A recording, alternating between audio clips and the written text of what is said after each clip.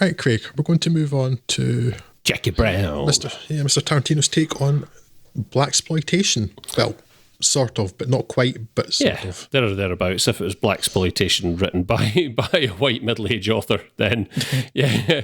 If Reservoir Dogs was the ultimate career calling card and Pulp Fiction the paradigm-shifting sophomore sensation, then 1997's Jackie Brown must surely rank among the most anticipated movies of all time. Tarantino's first adapted screenplay, working from Elmore Leonard's novel Rum Punch, it tells the story of an emotionally and financially down-at-heel air stewardess, the titular Jackie Brown, Pam Grier, as she finds herself caught between a low-level arms dealer and two ATF agents. The arms dealer, Ordell Roby, Samuel L. Jackson, I should point out, uses Jackie to smuggle cash and goods from Mexico and is none too impressed when she's intercepted with 30 grand and a bag of cocaine by Leonard regular Ray Nicolette, played here by Michael Keaton. And not for the last time. Enlisting the services of bail bondsman Max Cherry, Robert Forster, to get Brown out of Chokey, Robbie plans to kill Jackie before she testifies against him.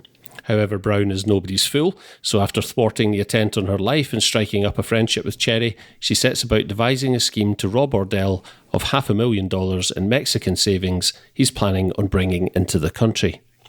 Leonard's novels are renowned for their plotting, character dynamics, confidence, capers, and, like Tarantino, smart-ass dialogue.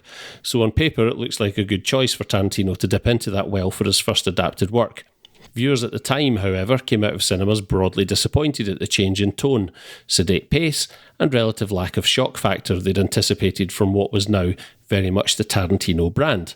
There were, of course, those who championed the movie, but they were certainly in the minority. And indeed, the backlash was sufficient such that I, for one, never bothered to watch Jackie Brown. Until now, obviously. I am pleased to report that in the brief 23 years since the movie debuted, it appears to have worn rather well, as I found Stop these references, shall we? Just agree to that. Depressing.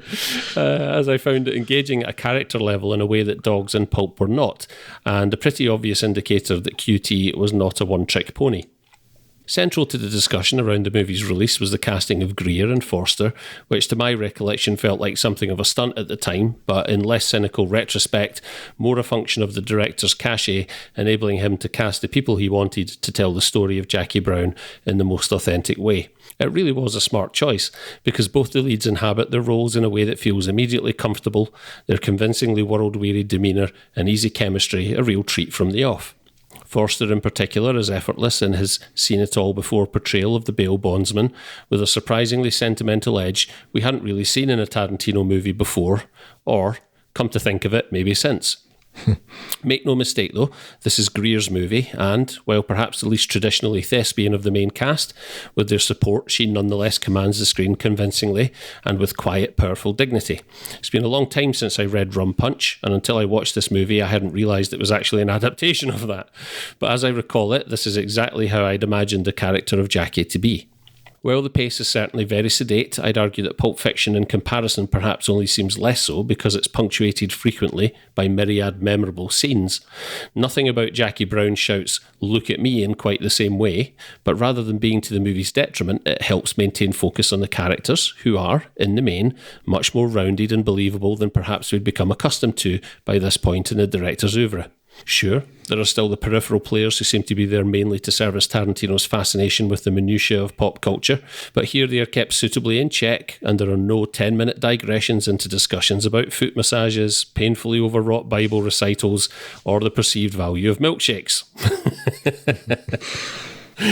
There we go. I hadn't read Drew's notes before.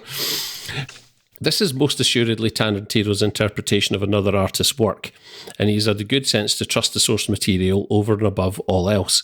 In doing so, he demonstrates his skill as a filmmaker as much as a commentator on culture, and his catalogue of work is the stronger for it. I'm glad I came to this movie when I did, as I think it's easier to see now in retrospect how the pace and commitment to character demonstrated here feeds into some of his later works that we'll be talking about. And in that context, I think I enjoyed it more than I might have done contemporaneously. A movie I shall definitely be coming back to again. Yeah, I did see Jackie Brown when it came out. Now, whether I went in with any preconceived notions about wanting it to be as... It's shocking, it's not the word I would ever use, but kind of effective and courting controversy loud quite so much as something like Pulp Fiction or Reservoir Dogs. I don't know. I don't remember feeling that, but I can't say for certain that I did. But I didn't enjoy it at the time. I found it a disappointment, and I was very much of the opinion of, would be as effusive as I would have been about it. I've never read any Elmore Leonard, so I had no conception of whether it was a good adaptation or not. But my initial experience with that was enough to put me off watching it again. Okay, this is not one of the Tarantinos I prefer. I'm quite happy to not watch it. Then, obviously, watched it for this podcast, and like, wow, this is really, really good. I like this a lot. And you're absolutely right. There aren't any of the bits of memorable dialogue or real standout scenes that Pulp Fiction has. It's had to replace it with an actual story. Yes, it's much more cohesive as a story, and it's really quite satisfying. I mean, there are minor niggles I have with it. Like, the film feels like it should end after Max Cherry leaves the shopping mall, and that would kind of be satisfying narratively. Although, actually, that it carries on a bit after that is okay, because, you know, she would still have Ardell to deal with, and the custom agent, like, you know, Batman, and not Owen Wilson, who I consider that that's who he was. Who does this guy remind me of? Like, he's like Owen Wilson, but wrong. Can shake that for the rest of the film. But yeah, so it actually, like, the character story, that does have to be resolved. It takes another 20 minutes to do it, and it's not done particularly satisfyingly. So it loses focus at the end of the film a bit. This is a pity. Otherwise, yeah, very, very satisfying story. Pam Grier is great. I don't think I've ever actually seen Pam Grier in anything other than Jackie Brown. I haven't known the name for a long time because of the blaxploitation film she was in, and she's mentioned in Reservoir Dogs. Yeah. There's a few times that happens. It's kind of foreshadowing either of a director, a genre, or an actual actor in Quentin Tarantino's films, who then turn out to be in his next or subsequent film. Whether that's intentional, I don't know. It's just a function of his fascination with genre cinema, and probably he holds these people in high regard, and it's just he's in a position now where he's like, I would like to work with that person. There's a good chance they will agree to work with me because of the cachet I have. Yeah, it's like I wonder whether he's like, instead of calling them up or calling their agent, it's like, no, I'm going to actually call you out in the middle of my film in the hope that you'll be in my next one. Yeah. A lot of the time I think there are people, and I think Pam Grier is probably a good example, people where I think he probably feels like they've not been given their due, and he kind of has a platform now to, you know, afford them some sort of elevation. And very few of these people have gone on to have sort of massively resurgent careers, apart from like John Travolta. But I mean, it didn't do Pam Grier and Forster any harm. And I just get the impression that these are people that he's got great admiration for, and he's incredibly fond for, and it's probably just like it's probably just been a something of a dream for him at some point to, God, I wish I could work with Pam Grier and make some sort of genre movie, you know. It does feel like that sometimes, and yeah, I do agree too. I had the same feeling watching this, that it's like, it does feel a couple of times like he's tried to basically resurrect people's careers. Oh, he's in love with Pam Grier. There's no doubt about it. You know, and I don't blame him, because she's indomitable in this movie. She's just an amazing actress and a great character. She just seems really, she's a powerful screen presence, even if she's perhaps not the most accomplished, quotation marks, actor, on the screen. Yeah, she's in the central role though, and again, she's not known for anything like great thespian or anything, but she's captivating. She's a lot of presence and charisma, and she's great. Where this film lets me down a bit, it's my biggest beef with it, apart from that kind of unfocused ending, is some of the supporting roles. And I can't really say anything good or bad about Robert De Niro. He's not really in it enough to really make much of it. Yeah.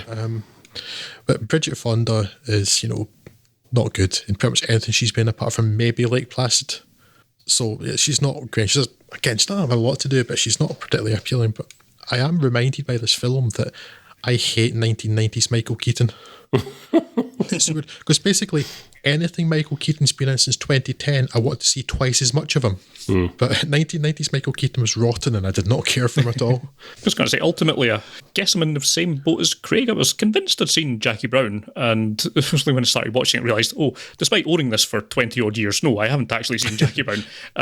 I've read some Elmore Leonard, perhaps I've read Rum Punch, and maybe that's where I was coming from, and certainly as you see, it would seem to be a good fit, Elmore Leonard and Tarantino from all the works I've seen. It's like that would be ideal, and it more or less turns out to be the case. I mean, because this is the first time I've seen it, I don't know if we can give it the same kind of the same distance from it as I do with Reservoir Dogs and Pulp Fiction. But I think of his early career, there will be certain moods that I'm in where Jackie Brown will be my favourite of these three. I can see that happening going back to it, because as I mentioned earlier, it's got an actual story there with actual plotted deep characters that you can kind of feel something for, as opposed to just being cool and funny, which is great. But it's got genuine human emotion in it. Yes, emotion and a story. It's like you actually care about the characters as opposed to like just just going along for the ride. You actually like them. Yeah. So it certainly does not have the kinetic impact of something like a Reservoir Dogs or a Pulp Fiction. I can certainly understand why audience might have felt they've been rope-a-doped on going to see Jackie Brown, but with all these years hindsight, it's a really solidly put together film. It shows there is a lot more to Quentin Tarantino's bow, certainly at this point.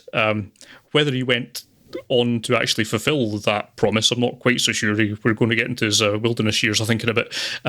But there's Jackie Brown shows that Quentin Tarantino, when he wants to be, does not need to just be all about cool stuff. He can have a bit of emotional depth and heft to him. He may perhaps have chosen not to really exercise that, which is fair enough, and it's his prerogative, and he's been very successful for it. But yeah, Jackie Brown, when I'm in a certain mood, may well be my favourite Quentin Tarantino movie when all's said and done, when I'm in a certain frame of mind for it. Yeah, good stuff.